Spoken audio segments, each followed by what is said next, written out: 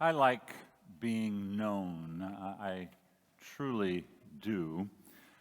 One of the great things about being in a community like this that I have been for 27 years is that you are known in so many places, and I love it.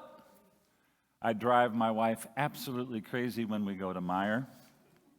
She wants to get the shopping done, and I want to talk.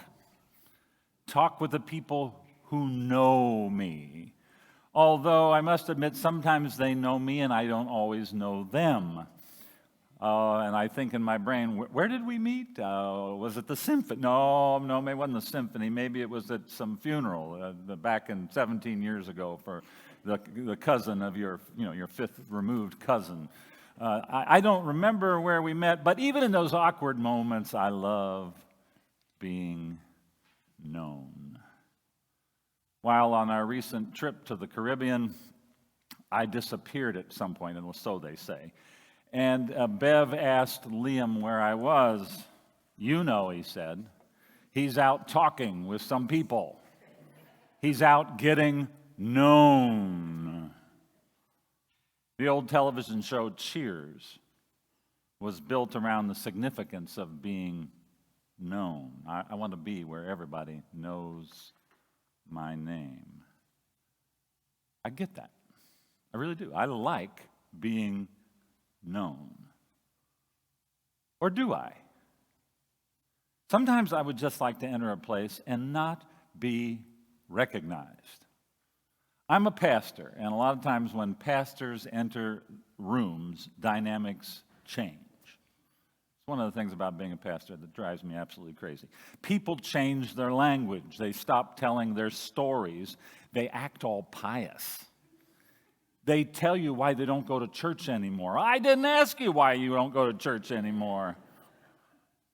And sometimes this is probably why I have enjoyed being in the triathlon world that I have been for 30-some years.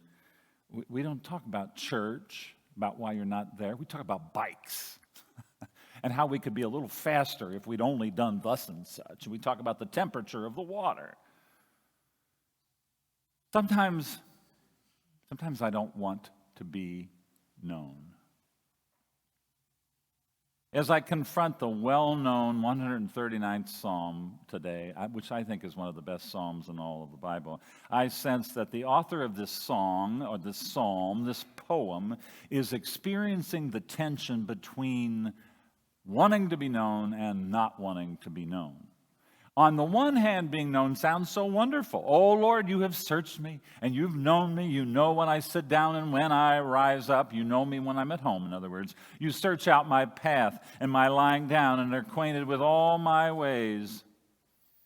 To be known by God in that kind of way, how wonderful, how marvelous, how phenomenal that God is that close. For you, it was you who formed my inward parts. You knit me together in my mother's womb. Your eyes beheld my unformed substance. In other words, the psalmist feels that even before he was born, he was known. God was present. Even before he came on the scene, he mattered. My frame, he says, my bones were not hidden from you when I was being made in secret. Wonderful are your works, O God, I praise you, for I am fearfully and wonderfully made. My little life is lived in light of something, someone large,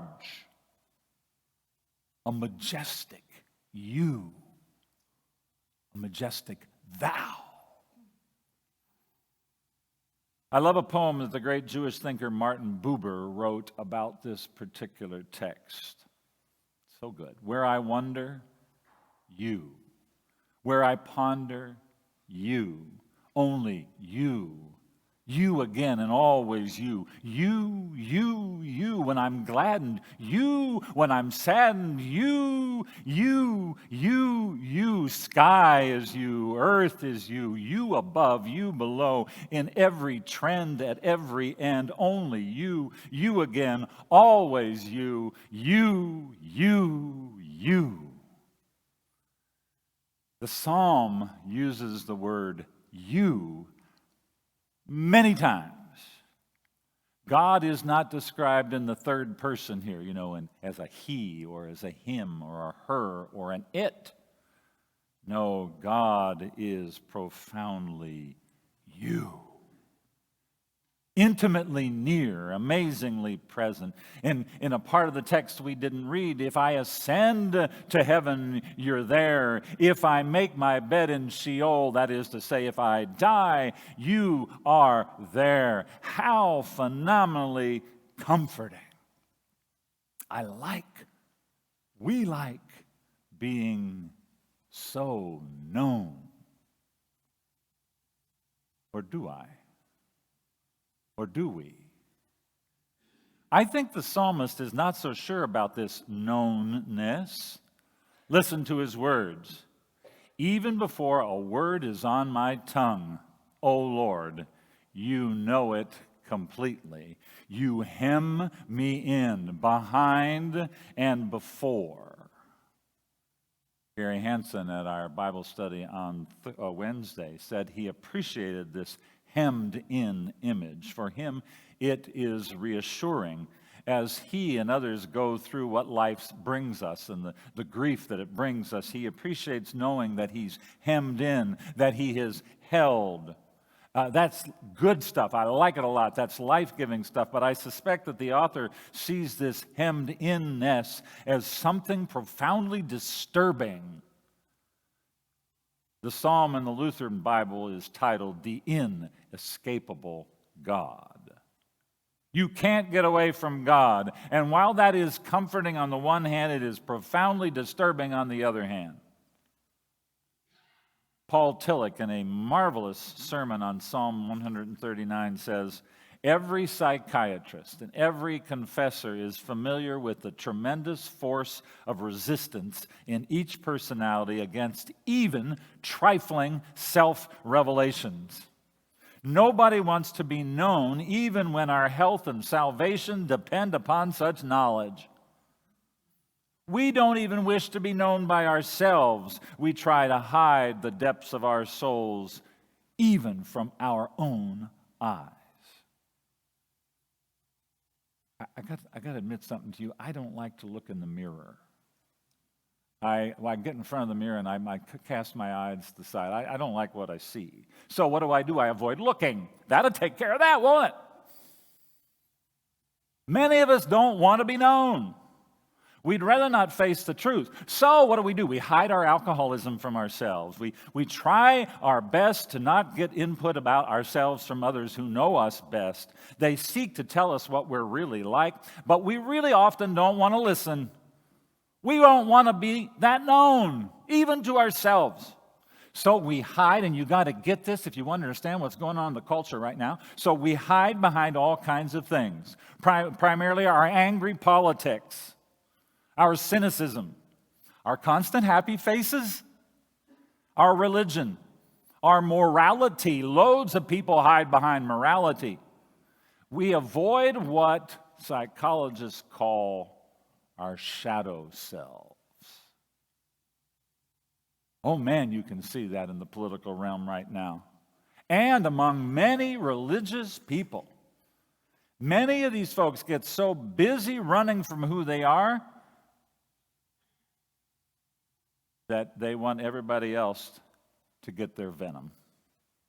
They tell us what is wrong with everybody else, probably in order not to face the truth about themselves. And the politicians and the moralistic folks aren't alone in this. Most of us don't want to be that well known, even to ourselves. Being known is too burdensome. There's a price that we pay to ourselves and, yes, to others for being so known.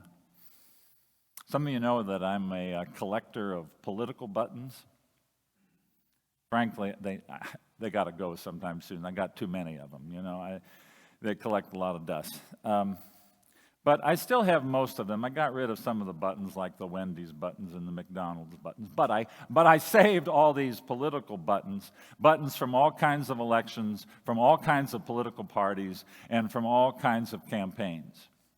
One button that has been a prized button of mine that I have focused on for a long time, thinking that it was going to make me rich, like $6 or $7, I think, is this button that says McGovern Eagleton. And that was for those of you who might remember the presidential campaign in 1972. Why is that so important to me? Well, maybe you don't remember the history, and that's okay if you don't.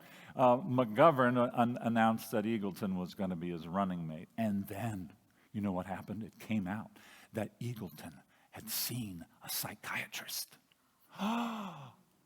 Eagleton had seen a psychiatrist, and you know what that meant for the ticket? He had to go. They had to find somebody else who hadn't seen a psychiatrist. That's why I've always kept this button, because they only made so many of them, And then he got a new candidate, and there were a lot more of those buttons. So I'm thinking this is really worth a lot. Again, $7, maybe $8. I don't know. There's a price sometimes to be paid for being known, not only with yourselves, but with other people. Our gospel reading for today contains a fascinating story about knownness. Jesus is showing up in Galilee, which, by the way, is where he's from. And he's gathering disciples, inviting them to follow him. The text probably says imitate him. He finds a guy named Philip, who's a Greek. And then Philip finds a guy named Nathanael, who's a Jew.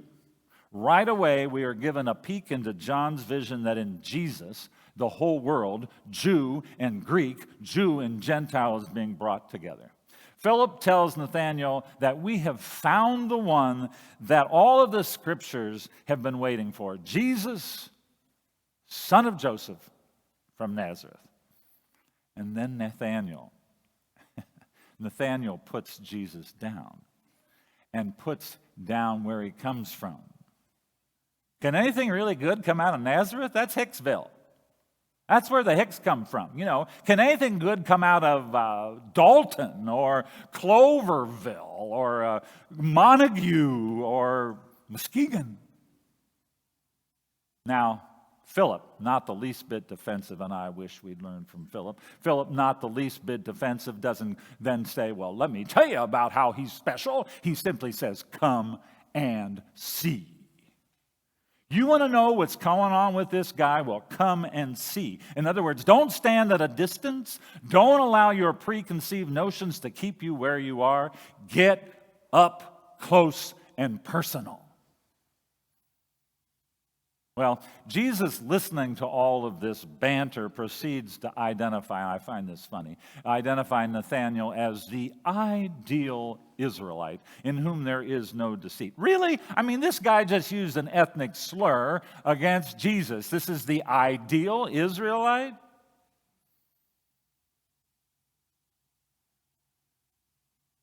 Where did you get to know me? Nathanael asked Jesus. Well, I saw you under the fig tree before Philip called you, Jesus responds. You see, rabbis often sat underneath fig trees when they were studying. Jesus saw him before he saw Jesus. Jesus knew him before he knew Jesus. Jesus knows him and still calls him. To be known is a terribly uncomfortable thing. Many of us run from being known. It's why, by the way, some folks stay away from church. Just going to be honest with you. And I used to be able to say it's why a lot of people don't like to sit up front. We don't want to be known.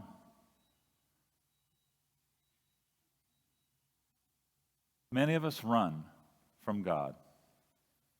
The very reality of God makes us uncomfortable. But hear this loudly and clearly. It is love that knows you. It is love that knew you before you were born. It is love that accompanies you whether you live or whether you're dead. It is love that hems you in. Even the self that you try to hide from others and from yourself is known in love. Paul Tillich says, we are known in a depth of darkness through which we ourselves do not even dare to look, and at the same time we are seen in the height of a fullness which surpasses our highest vision. We can't hide, in other words. Well, why would we want to? We are seen in light of a fullness which surpasses anything we can imagine.